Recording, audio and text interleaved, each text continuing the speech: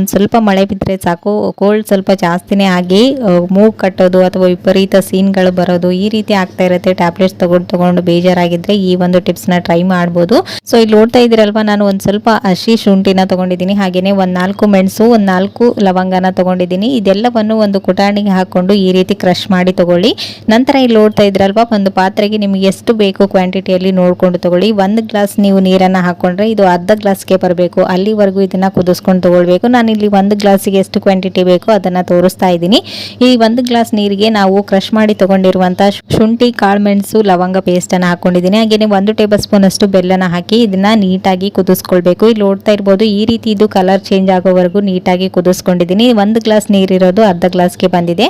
ಇವಾಗ ಇದನ್ನ ನಾವು ಒಂದು ಗ್ಲಾಸ್ಗೆ ಇದನ್ನ ಸ್ಟ್ರೈನ್ ಮಾಡ್ಕೊಂಡಿದ್ದೀನಿ. ನಂತರ ಇದನ್ನ ಯಾವಾಗ ಕುಡಿಬೇಕಂತ, ಆದಷ್ಟು ನೀವು ಇದನ್ನ ಮಾರ್ನಿಂಗ್ ಖಾಲಿ ಹೊಟ್ಟೆಯಲ್ಲಿ ಕುಡಿಯೋದು ಬೆಸ್ಟ್. ಕೋಲ್ಡ್ ಜಾಸ್ತಿ ಯಾರಿಗೆ ಆಗ್ತಾ ಇದೆ ಅಲ್ವಾ, ಅವರು ಈ ಒಂದು